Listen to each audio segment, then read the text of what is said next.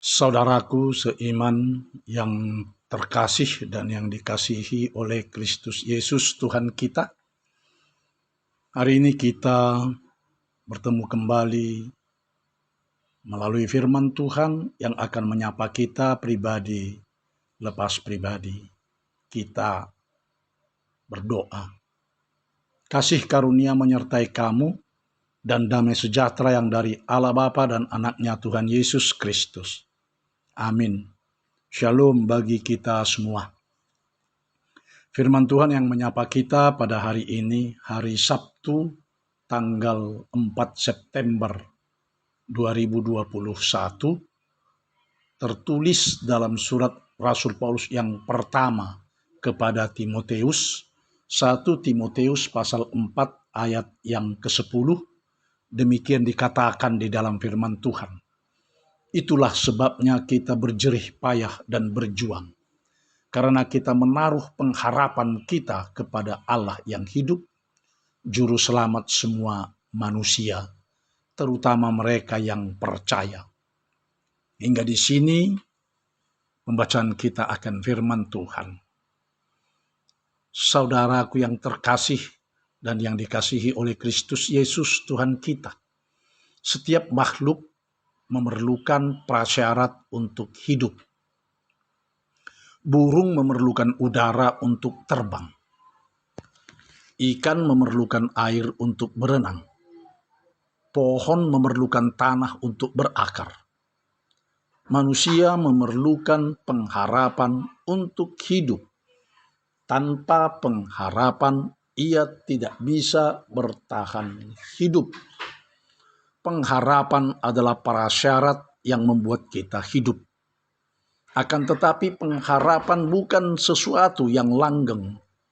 Sembarang waktu pengharapan bisa berubah menjadi kebalikannya, yaitu hilang pengharapan. Itulah kedua sisi dari sebuah koin. Di satu sisi kita bisa punya pengharapan sehingga kita menjadi optimis, partisipatif, dan produktif. Di lain sisi kita bisa kehilangan pengharapan sehingga kita menjadi putus asa, apatis, ingin cepat mati, lalu ekstrimnya bunuh diri. Modal utama hidup kita adalah pengharapan. Kita berpengharapan selama kita hidup, dan kita hidup selama kita berpengharapan. Pengharapan yang membuat kita bertahan ketika ditimpa penyakit dan musibah, kesulitan, dan ketidakpastian. Teologi pengharapan dikembangkan oleh seorang teolog Jerman yang bernama Jürgen Moltmann. Dia berkata, pengharapan membuat orang menemukan kendala baru dan peluang baru, dan ini membuat dia hidup kembali. Namun di lain pihak, pengharapan menjadikan orang resah, sebab ia tidak bisa lagi menerima keadaan. Pengharapan menanggung risiko yang menimbulkan kekecewaan dan kejutan. Oleh sebab itu, berpengharapan adalah sikap positif. Namun pengharapan harus dibayar dengan harga yang mahal, yaitu gigih mempertahankan pengharapan itu serta derita menunggu pengharapan itu. Itulah yang dikatakan oleh Rasul Paulus dalam nats renungan kita hari ini. Itulah sebabnya kita berjerih payah dan berjuang, karena kita menaruh pengharapan kita kepada Allah yang hidup, juru selamat semua manusia, terutama mereka yang percaya. Orang yang berpengharapan haruslah berjerih payah dan berjuang agar pengharapan itu menjadi kenyataan. Sebab pengharapan tanpa jerih payah dan perjuangan, maka pengharapan itu hanyalah merupakan angan-angan kosong atau mimpi di siang bolong. Pengharapan itu haruslah yang sewajarnya. Tidak mungkin petani jagung berharap dapat mencapai panen jagung 6 ton, padahal jagung yang ditanamnya cuma 1 rantai. Jadi berpengharapan itu harus realita. Kepada siapa kita berpengharapan? Kita menaruh pengharapan kepada Allah yang hidup.